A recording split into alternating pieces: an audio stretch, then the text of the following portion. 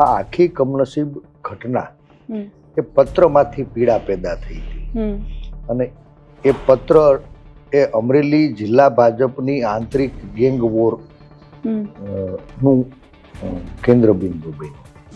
હું સ્પષ્ટપણે માનું છું કે આ લડાઈ એ આજ માટે નથી. કાઠિયાવાડમાં કહેવત છે, ડોશી મરી જાય તો વાંધો નહીં, પણ જમ ઘર ભાળી જાય ને તો કાયમી નુકસાન. ખાખી વર્દી એ સામાન્ય માણસમાં સુરક્ષાનો ભાવ પેદા કરવાની છાપ ઊભી કરવી.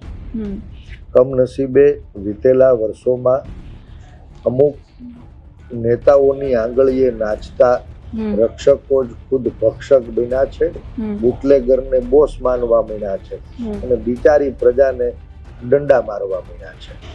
રખે ને ભૂલ થાય બે, એક નહીં ભૂલ 100 માફ હોય, પણ ઈરાદા પૂર્વકની ભૂલ એ ભૂલ નહીં, ષડયંત્ર.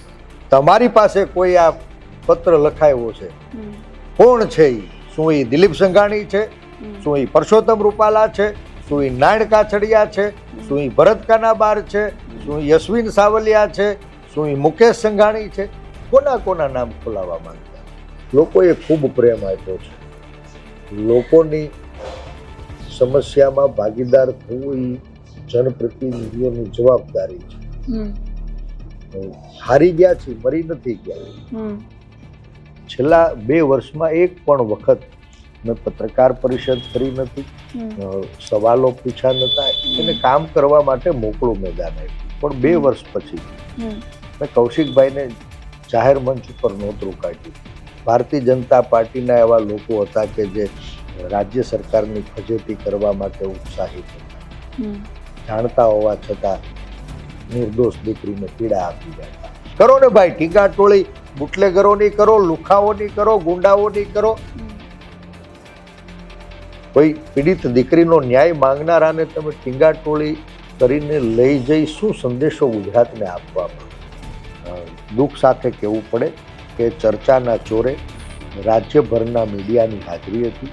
અમરેલી શહેરની ખૂબ બહોળી સંખ્યામાં ઉપસ્થિત જનતાની વચ્ચે અમે 2 કલાક સુધી રાહ જોઈ અને હજુય રાહ જોવા તૈયાર હતા. કમનસીબે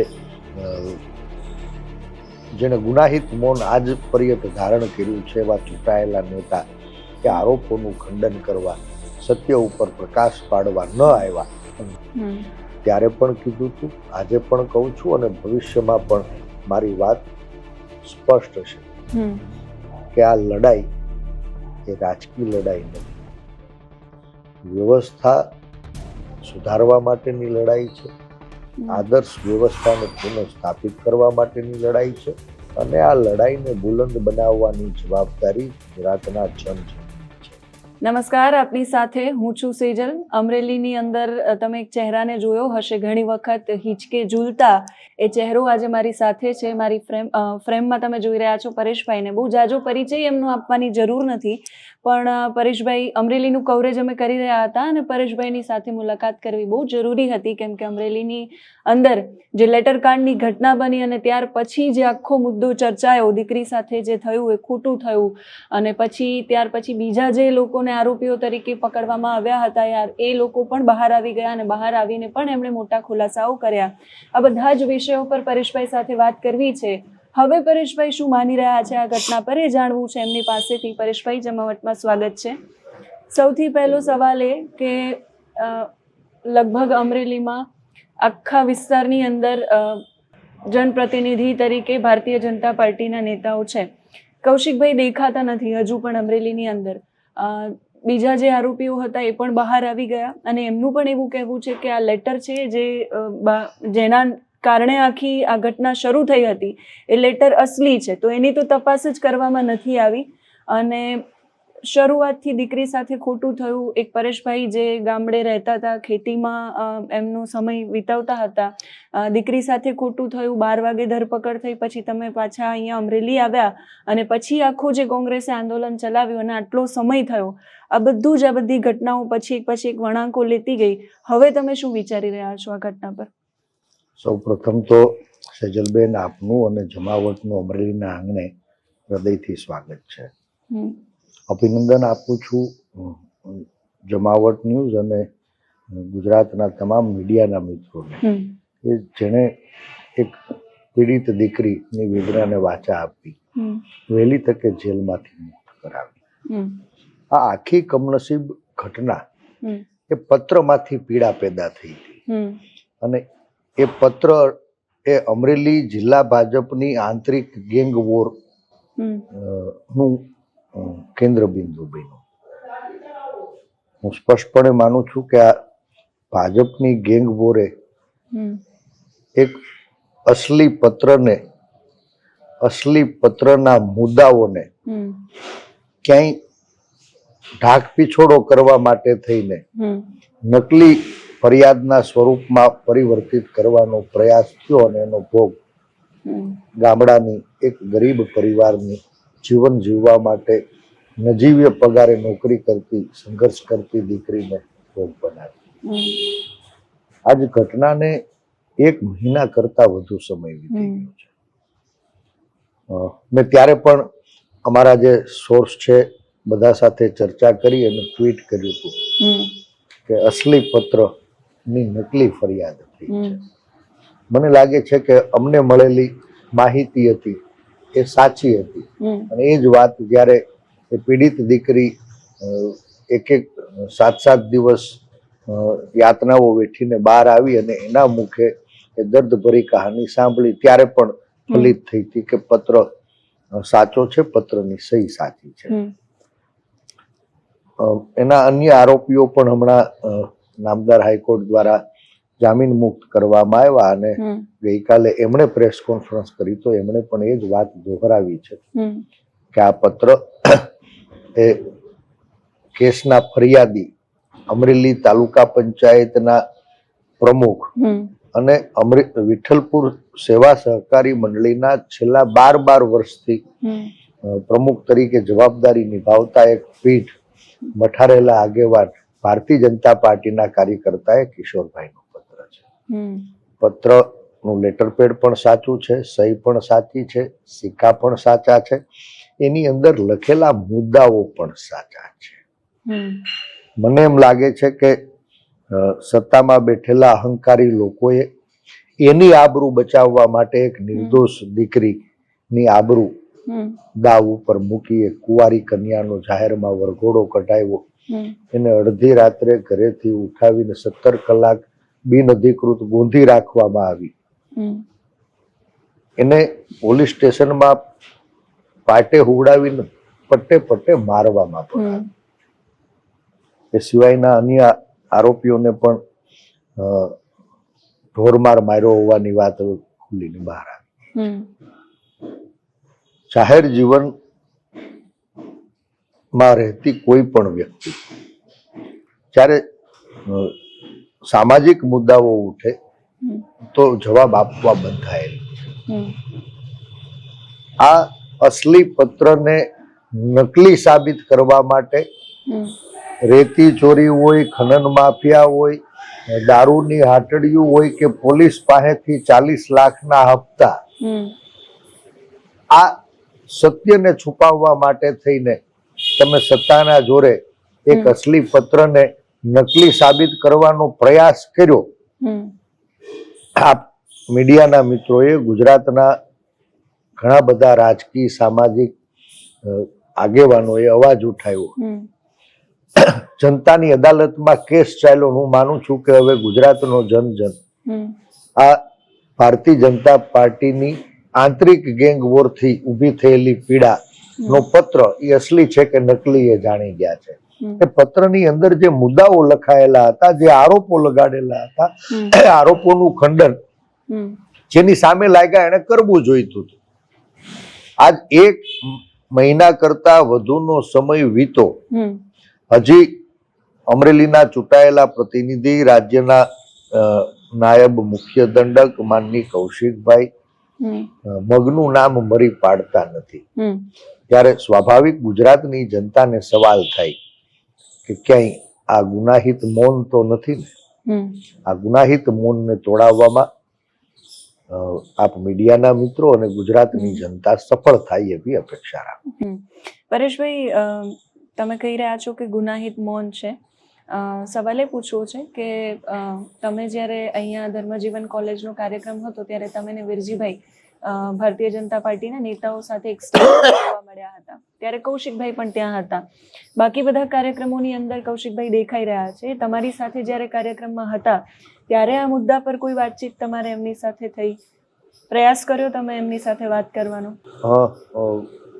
હું તો બેન જાહેર જીવનનો માણસ છું અને જાહેર જીવનના જે આદર્શ સિદ્ધાંતો છે એનું પાલન કરી જ્યારે પીડિત દીકરીને હું સાંભળવા ગયો અને એની દર્દભરી કહાની સાંભળી તો આજ હિચકે બેસી 2 વર્ષ પછી છેલ્લા 2 વર્ષમાં એક પણ વખત મેં પત્રકાર પરિષદ કરી નથી, સવાલો પૂછ્યા નતા, એને કામ કરવા માટે મોકળું મેદાન આપ્યું. પણ 2 વર્ષ પછી મેં કૌશિકભાઈને જાહેર મંચ ઉપર નોતરું કાઢ્યું કે કૌશિકભાઈ, આ તમારા ઉપર આરોપો લાગ્યા છે, રેતી માફિયા, ખનન માફિયા, દારૂની હટડીઓ, પોલીસ પાસેથી હપ્તાની ઉઘરાણી સહિતના. રખેને આ ખોટા હોઈ શકે. અમરેલીના રાજકમલ ચોકમાં ડોક્ટર જીવરાજ મહેતાની સાક્ષીએ આવો, ખુલ્લા મંચ ઉપર આપણે ચર્ચા કરીએ. રખેને તમારી ઉપર લગાડેલા આરોપો એ જનતાની અદાલતમાં ખારીજ થાય તો જાહેર મંચ ઉપરથી માફી માંગતા હું શરમાઈશ નહીં.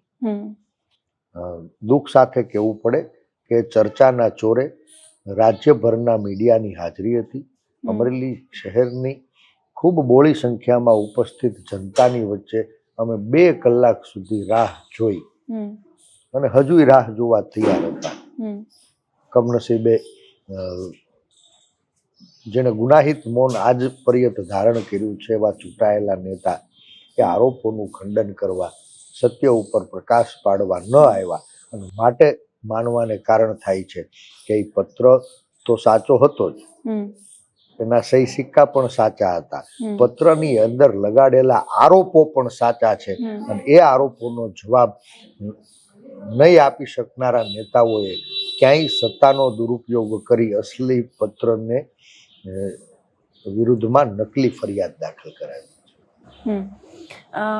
સતત આ ઘટનામાં તમે જ્યારે આવ્યા પછી રાજકમલ ચોકની અંદર આંદોલન કર્યું, કૌશિકભાઈને આમંત્રણ પણ આપ્યું, કૌશિકભાઈ ન આવ્યા, ત્યારથી લઈને સતત તમારા એક પછી એક સોશિયલ મીડિયા પર પણ તમે અવાજ ઉઠાવી રહ્યા હતા, આ ઘટનાઓને લઈને ટ્વીટ કરી રહ્યા હતા. વચ્ચે એક ટ્વીટ તમારું એવું પણ આવ્યું હતું કે આ કારસો દાદાની સરકાર ઉથલાવવાનો છે, એવું કેમ લાગ્યું? સજલબેન, જાહેર જીવનનો કાર્યકર્તા છું અને જે મુદ્દાઓ છે લોકોને અલગ અલગ દેખાય છે.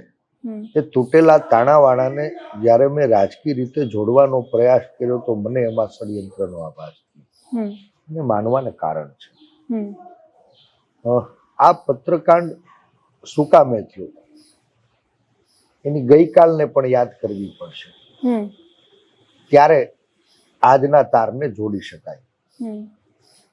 કૌશિકભાઈ એ માનની રૂપાલા સાહેબ અને દિલીપભાઈ નું રાજકીય ફરજંદ છે.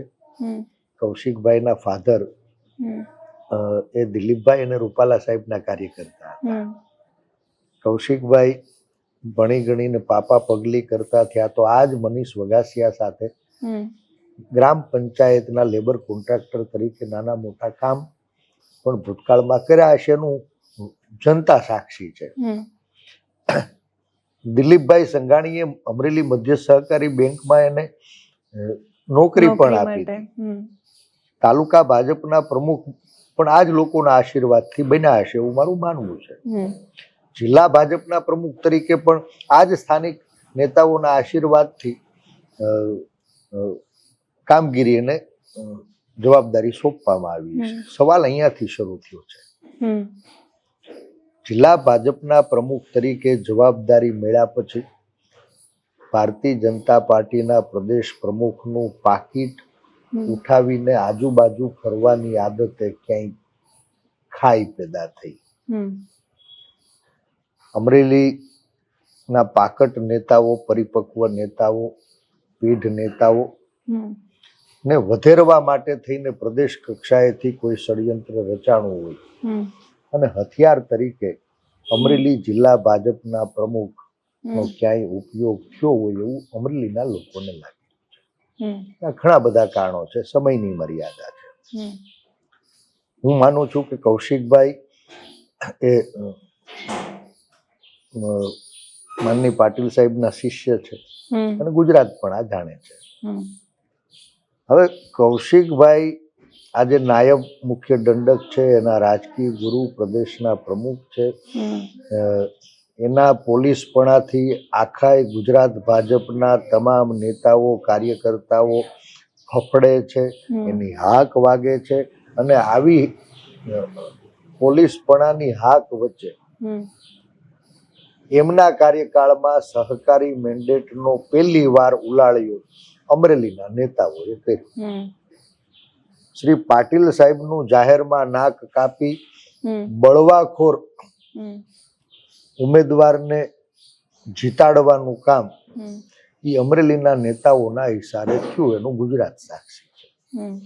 આ પૂર્વાર્ધને મેં બાંધી દીધો અને ક્યાંય અહીંયાથી આ ભાજપની ગેંગ વોર એ પ્રદેશ સુધી પહોંચે છે. એ લડાઈની વચ્ચે આ પત્રની ઘટનાને મારે સીધી જોડવી છે. 24મી ડિસેમ્બરે પત્ર લખાણો. પત્ર લેખો ભારતીય જનતા પાર્ટીના તાલુકા પંચાયત પ્રમુખ કિશોરભાઈ કાનપરિયાએ. એણે પત્ર કોને ઉદ્દેશીને લખ્યો? પ્રદેશના સંગઠન મહામંત્રી શ્રીમાન રત્નાકરજીને ઉલ્લેખીને આ પત્ર લખ્યો. એની નકલ કોને મોકલી? તો કે ભારતીય જનતા પાર્ટીના વરિષ્ઠ નેતા, કેન્દ્રીય ગૃહમંત્રી માનનીય અમિતભાઈ શાહને નકલ મોકલી. પત્ર ક્યાં લખાયો? તો કે ભારતીય જનતા પાર્ટીના એક વરિષ્ઠ કાર્યકર્તા, જે પોતે કીધું કે હું સંઘની કેડર છું, એમની ઓફિસમાં લખાયો. એ મનીષ વઘાસિયા કે જે તાલુકા ભાજપના પ્રમુખ બનવા માટે સંગઠન પર્વના અત્યારે દાવેદાર પણ છે. પત્ર કોને દ્વારા લખાયો? તો કે એ ઓફિસમાં 10,000ના નજીવા પગારે નોકરી કરતી એક કર્મચારીએ લખ્યો. હવે જે દીકરી છે એ પીડિત પાયલ, એ પણ અમરેલી તાલુકાના વિઠ્ઠલપુર ગામની છે. પત્ર લખ્યો કિશોરભાઈ કાનપરિયાએ, એ પણ વિઠ્ઠલપુર ગામના જ રહેવાસી છે. કિશોરભાઈ સહકારી આગેવાન છે, મંડળીના પ્રમુખ છે, નાણાકીય ધીરધારનું મંડળી જવાબદારી નિભાવે છે. તો હું નથી માનતો કે એના ઘરે શ્રીમતીજીને પણ કોરો ચેક લખીને આપે. એ સહીની કિંમત સારી રીતે સમજે છે. હવે એક લખનારા, લખાવનારા બંને એક જ ગામના છે.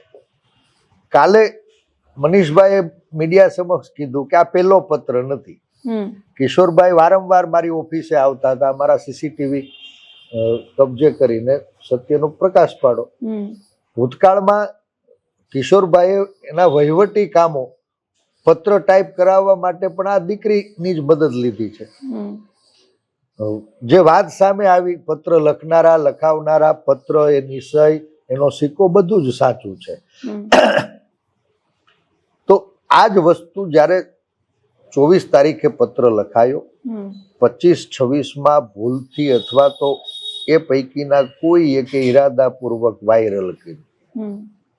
પત્ર લખાણો એમાં કોઈને વાંધો નહોતો, પણ જેવો પત્ર વાયરલ થયો એટલે પત્રના મુદ્દાઓની જે ધાર હતી, જે ધારદાર આરોપો હતા, એ જે લોકોને લાગતા હતા, એને આબરૂ ન જાય એટલે સત્ય ઉપર ઢાક પીછોડો કરવાનો પ્રયાસ શરૂ.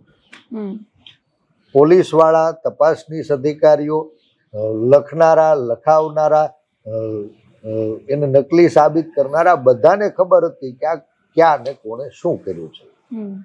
તો પછી 24 પત્ર લખાણો, 25-26માં વાયરલ થયો. અહંકારી નેતાઓના ઈશારે ચપટી વગાડીને દોડતી પોલીસ બધાને પકડી આવી, એના નિવેદનો લીધા, સત્ય સામે આવી ગયું. 27 તારીખે સાંજે એ લોકોને બિનઅધિકૃત એનું અપહરણ પોલીસ દ્વારા કરવામાં આવ્યું. 28 તારીખે સવારમાં કૌશિકભાઈ એના રાજકીય ગુરુને ત્યાં આખી ખુલાસા ગેંગ લઈને ગાંધીનગર ગયા. 28 તારીખે લગભગ બપોરના સુમારે માનની પ્રદેશ પ્રમુખ માનની શ્રીમાન પાટીલજીને કૌશિકભાઈના નેતૃત્વ તળે આખી ખુલાસા ગેંગની મુલાકાત થઈ. આખી ઘટના માં ક્યાંય બચાવ કરવા માટે કે સાહેબ આવું કાંઈ નથી, જે કાંઈ કર્યું હશે તે. 24 પત્ર લખાણો, 25-26 વાયરલ થયો. 27 તારીખે રાત્રે આ બધા જ શંકાસ્પદ આરોપીઓને બિનઅધિકૃત રીતે ઉપાડી જવામાં આવ્યા. 17 કલાક સુધી એને બિનઅધિકૃત ગોંધી રાખવામાં આવ્યા. અને દરમિયાન 28 સવારે જે ખુલાસા ગેંગ ગાંધીનગર ગઈ હતી એ માનની પાટીલને મળી અને એની મુલાકાત પછી કોના દ્વારા એવી રીતે કઈ સૂચના અપાણી કે 28 તારીખે બપોરે પાટીલ સાહેબ સાથે મુલાકાત થાય છે. એ જ 28 તારીખે સાંજે 5 વાગે અંદાજિત 5ના સુમારે સીધી ફરિયાદ નોંધાઈ જાય છે. બધા જ જાણતા હતા કે દીકરીનો રોલ માત્ર પત્ર ટાઈપ કરવા પૂરતો સીમિત છે. એમ છતાં કોના ઈશારે એ દીકરીને ઈરાદાપૂર્વક ગુનેગાર બનાવવામાં આવી, આરોપી બનાવવામાં આવી. એ 28 તારીખે ફરિયાદ દાખલ થાય છે.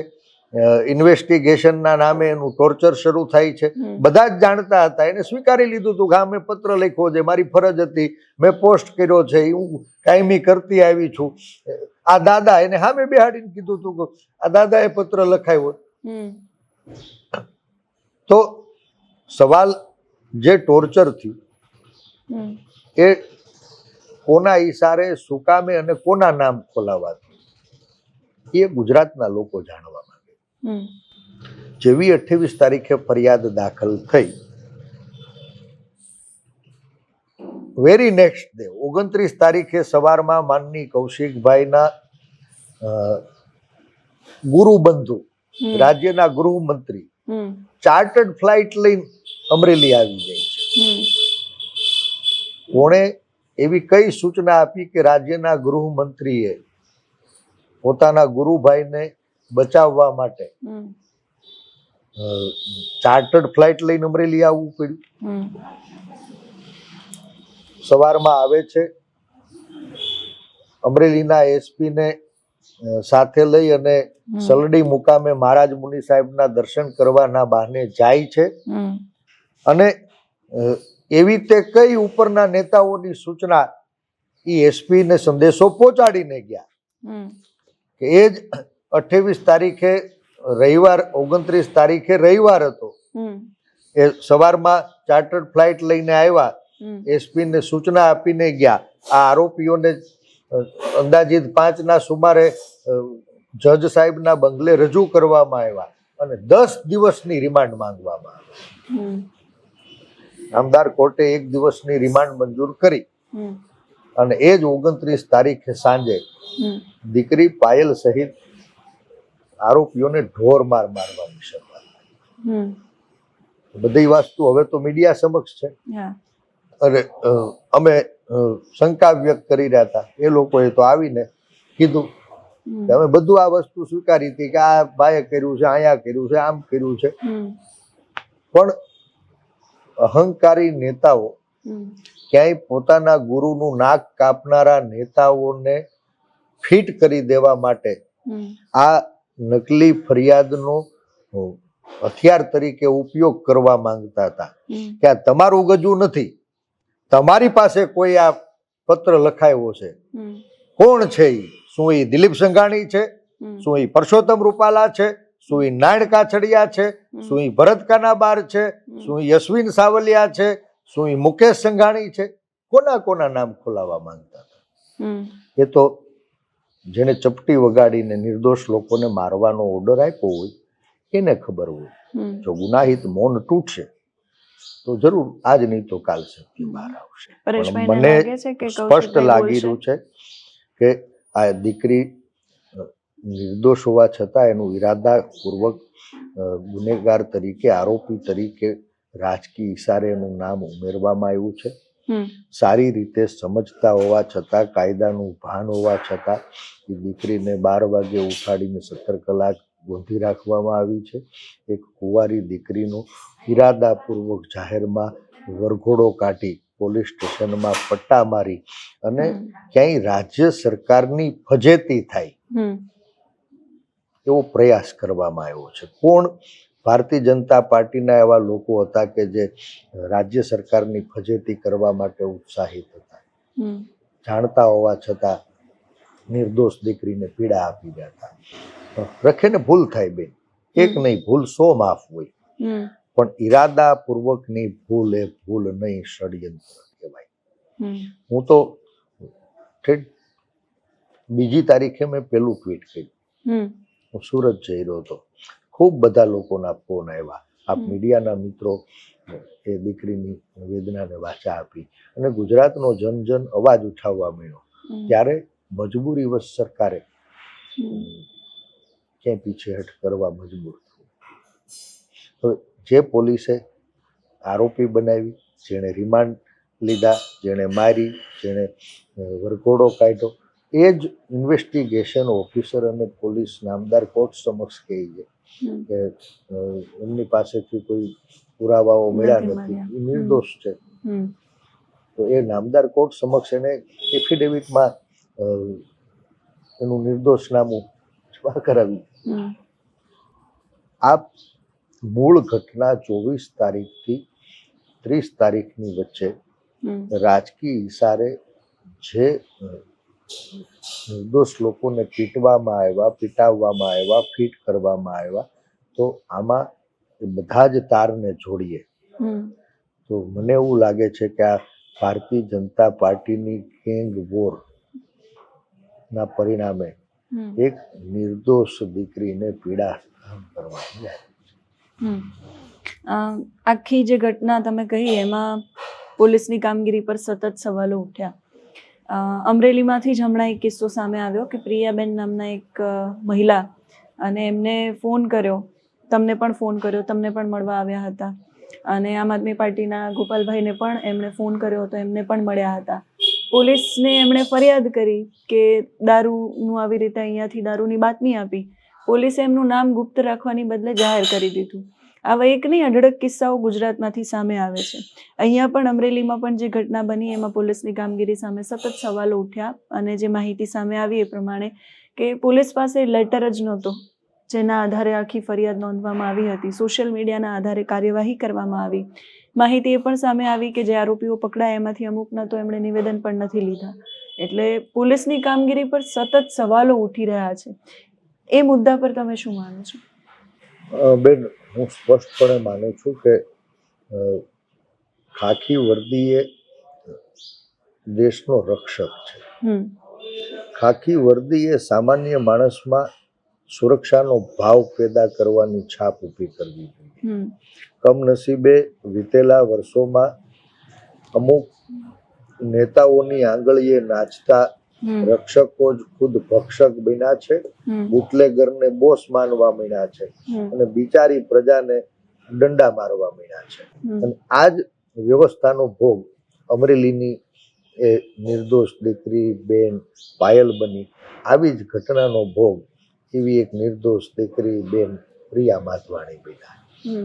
હું એને મળ્યો નથી, પણ મને બધાના ફોન ઉપાડવાની આદત છે. સેવ નંબર હોય કે અનસેવ્ડ હોય, નોન નંબર હોય કે અનનોન, એક જ નંબર રાખું છું, વર્ષોથી રાખું છું. અને એ બેને મારી સામે પણ એની વેદના વ્યક્ત કરી, અને મેં એને કીધું હતું કે બેન, તારી સાથે જે બન્યું છે અતથી બધું લખી, અને તું અમરેલી એસપીને તારી અરજી આપી આવો. ક્યાંય તકલીફ પડે તો અડધી રાત્રે ફોન કરજે. એ વાત તમે આવ્યા ત્યારે જ આપ સાંભળતા હતા. આજે સવારમાં પણ બેનનો ફોન આવ્યો હતો કે ભાઈ પોલીસ કઈ કાર્યવાહી નથી કરતી. તો સવાલ આ કોઈ વ્યક્તિગત કેસનો નથી, સવાલ વ્યવસ્થાનો છે. અને અમારી લડાઈ કૌશિકભાઈ સામે નથી, રાજકીય રીતે તંદુરસ્ત હરીફાઈ એ લોકશાહીનો પાયો છે. વ્યક્તિ બદલતા રહેશે, ચહેરાઓ બદલતા રહેશે, વૈચારિક રીતે સત્તાનું કેન્દ્ર બિંદુ પણ બદલતું રહેશે. વ્યવસ્થા ન તૂટવી જોઈએ. જે વ્યવસ્થાને ઊભી કરવા માટે, લોકશાહીનો પાયો મજબૂત કરવા માટે આપણા વડવાઓએ લોહી પાણી એક કર્યા, કેટલાય લોકોએ બલિદાન કર્યા, ત્યારે એ આઝાદીનો અહેસાસ આપણને થયો. આજ મને લાગે છે કે આ ગુજરાતને ગુલામ બનાવવાનું સત્તામાં બેઠેલા લોકો દ્વારા ષડયંત્ર રચાણું છે ને એનો ભોગ નિર્દોષ લોકો બની રહ્યા છે. બુટલેગરો બોસ બની રહ્યા છે. દારૂ પકડાય, દારૂ વેચનારા પકડાતા નથી. ડ્રગ્સ પકડાય, ડ્રગ્સ વેચનારા પકડાતા નથી. ક્યાંય રેતી ખનન માલ પકડાય, રેતી ખનન કરનારા ખનન માફિયાઓ પકડાતા નથી. કેટલાય વ્યાંજકવાદીઓની ચુંગાલમાં નાના લોકો બરબાદ થઈ રહ્યા છે, આત્મહત્યા કરી રહ્યા, એવા દરરોજ બનાવ બની રહ્યા છે. તો સવાલ સીધો એ થાય છે કે આ બધું જ નજર સામે છે, છતાં એ કરનારા પકડાતા શું કામે નથી? મને લાગે છે કે રાજકીય ઓથળ તળે અસામાજિક તત્વોનો રાજકીય હથિયાર તરીકે વિરોધીઓ સામે ઉપયોગ કરવાની જે વ્યવસ્થા પેદા થઈ, એના કારણે આજ સામાન્ય જનતા ક્યાંય ગુલામીનો અહેસાસ આ લડાઈ આખી શરૂ થઈ અમરેલીની દીકરીની સાથે જે ખોટું થયું, પછી જેની બેન ત્યાં પહોંચ્યા હતા એના ઘરે અને પરિવારની દીકરી બનીને એમની સાથે રહ્યા હતા. ત્યાર પછી ગોપાલભાઈ ઇટાલિયા પણ ત્યાં પહોંચ્યા હતા. પછી પણ અનેક વખત ગોપાલભાઈ અને આમ આદમી પાર્ટીના નેતાઓ તમારી સાથે લડાઈમાં, કોંગ્રેસની સાથે, મતલબ તમે બંને મળીને લડી રહ્યા હતા. પછી આમ આદમી પાર્ટીના નેતાઓ ક્યાંય દેખાયા નહીં ને પછી એવું પણ આવ્યું કે કોંગ્રેસે આ મુદ્દો હાઈજેક કરી લીધો છે અને રાજનીતિ થઈ રહી છે. સેજલબેન, સોરી ટુ સે, આ રાજકીય મુદ્દો નથી, કોઈ ચૂંટણીઓ પણ નથી અને અમે ક્યાંય ઉમેદવાર પણ નથી. લોકોએ ખૂબ પ્રેમ આપ્યો છે.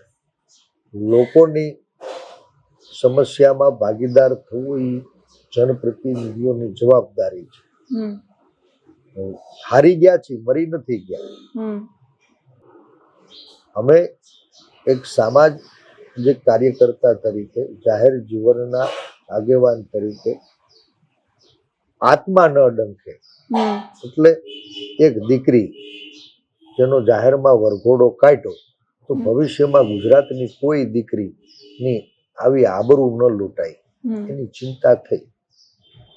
આ 4 આરોપીઓ પૈકી અશોક માંગરોળિયા, એના પિતાનું નિધન થયું હતું, બેસણામાં બેઠા હતા, પોલીસ ત્યાંથી એને કાઠલો પકડીને ઉપાડી ગઈ. ભાજપનો આંતરિક મામલો છે, પણ પોલીસ કસ્ટડીમાં હતા. એના પિતાનું પાણી ઢોળ હતું, દાડો હતો. ચપટી વગાડનારા નેતાઓએ તો મોટું મન ન રાખ્યું. નામદાર કોર્ટને વિનંતી કરી, કોર્ટે પોલીસ જાપ્તામાં એના પિતાની પાણી ઢોળની વિધિ કરવાની મંજૂરી આપી હોવા છતાં એના બાપનો દાડો ન કરવા દે, એવો તે કયો અહંકાર છે જે કોઈ માણસને એના પિતાની મરણોત્તર વિધિ કરતા રોકે? ખૂબ ગંભીર સવાલ હતો. શું ભવિષ્યમાં ગુજરાતના કોઈ વ્યક્તિએ એના બાપનો દાડો કરવા માટે કમલમની કાર્યાલયે મંજૂરી લેવા જવું પડશે? ના. આ ગુજરાત પૂજ્ય ગાંધીના વિચાર, સરદાર સાહેબના સંસ્કાર અને બાબા સાહેબે ઘડેલા સંવિધાનથી ચાલશે. એ વ્યવસ્થાનું પુનઃનિર્માણ કરવા માટે અમે નારી સ્વાભિમાન આંદોલનનો પાયો નાખ્યો. ત્યારે પણ કીધું હતું, આજે પણ કહું છું અને ભવિષ્યમાં પણ મારી વાત સ્પષ્ટ છે કે આ લડાઈ એ રાજકીય લડાઈ નથી. વ્યવસ્થા સુધારવા માટેની લડાઈ છે, આદર્શ વ્યવસ્થાને પુનઃસ્થાપિત કરવા માટેની લડાઈ છે અને આ લડાઈને બુલંદ બનાવવાની જવાબદારી ગુજરાતના જનજનની છે. 18 વર્ણે એક થઈ ભવિષ્યમાં આપણી દીકરીઓને આમ કોઈ અડધી રાતે ઉઠાવી ન જાય, આપણી દીકરીઓના કોઈ જાહેરમાં વરઘોડા ન કાઢે, આપણી નિર્દોષ દીકરીઓને પોલીસ સ્ટેશનમાં પટ્ટા ન ખાવા પડે, માટે આ લડાઈ લડવી જરૂરી છે. અને એ લડાઈ લડવા અમે બધા જ રાજકીય આગેવાનોને, બધા જ સામાજિક આગેવાનોને, બધા જ કાયદાવિદોને ખુલ્લા મંચ ઉપર નોતરું આવ્યું. ક્યાંય કોંગ્રેસનો ક તમે બેક ડ્રોપમાં નહીં જોયો. અમરેલીની અંદર સતત 48 કલાકના ધરણા કર્યા તો બધી જ પાર્ટીના, બધા જ સમાજના વિવિધ આગેવાનો આવ્યા, સમર્થન આપી ગયા. એ જ લડાઈ મજબૂરીવશ એનો વ્યાપ અને આક્રમકતા વધારવાનો અમે સંદેશો પાઠવ્યો.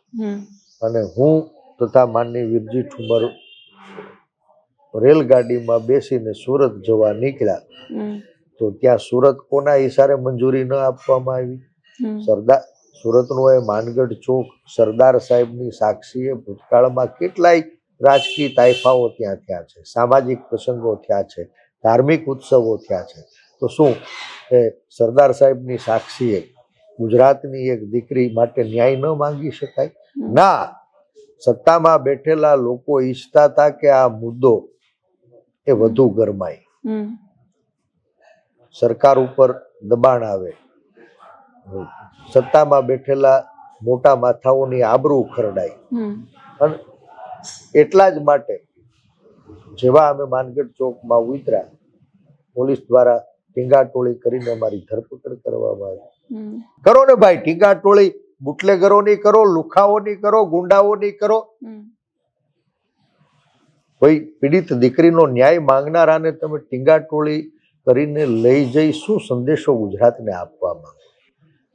સવાલ બેન અહીંયાથી શરૂ થાય છે. અને હું આજે પણ કહું છું કે આ લડાઈ એ બિન રાજકીય લડાઈ છે.